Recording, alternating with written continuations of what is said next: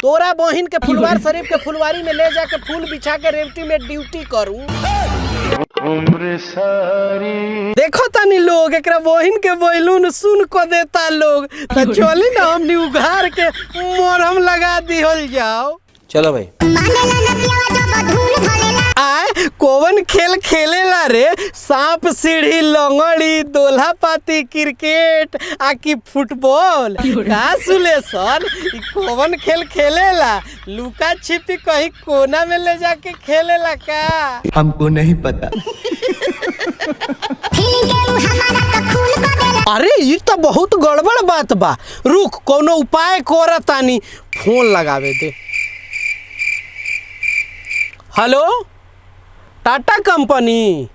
अरे सर हम कितना दिन पहले से हम कहले बानी कि हई कंडोम अच्छा कंपनी के तनी अच्छा वेराइटी बनाई, का भइल कंडोमवा के? अरे महाराज इतना डीले करे तब तो कितना निकल जाइयो सन अश्लील सिंगर। जल्दी एगो काम करी ना महाराज कि ज्यादा बनावे में बहुत टाइम लागी, तो एक आध दूगो पीस बना के जल्दी एकरा बाप के घरे भेजवाई, डिलीवर करवाई तो और बाद में बर्तन बनावत रहे हम ज्यादा क्वांटिटी में, काहे से कि एक आध गो ऐसने निकल गई फिर से नु तो गड़बड़ हो जाई। ई भोजपुरी सिंगर के जितना अश्लील गावत तारन सब के घरे पार्सल कराई महाराज अच्छा अच्छा कंडोम कि कोनो दोसर ना अच्छा निकल जाए वो तरह के।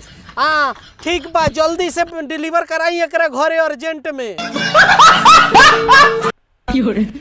का रे कैमरामैन का ते लगइबे दोसर की हम तहरो लगे भेजवाई कंडोमवा में से?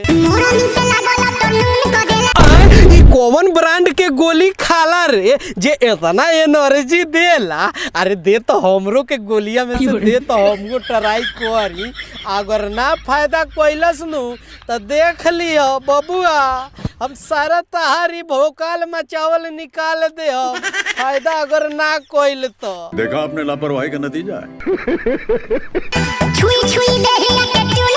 अच्छा अच्छा ओकरे कमाल ह का जे ते इतना बढ़िया सिंगर बन गईले, ये बढ़िया ब्रांड बारे।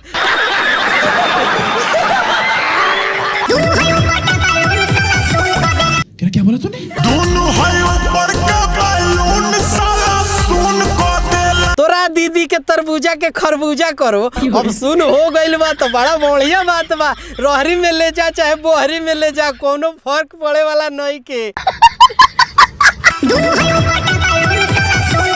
का हम सही कहतानी नु भाई लोग, काहे से कि एगो सुन हो गइल बा तो कोनो प्रॉब्लम ना होई एकरा का? बंद करो हाथ जोड़ के मैं। अरे सुधर जो ना तो लोग सुधार दी। बात तो सही है।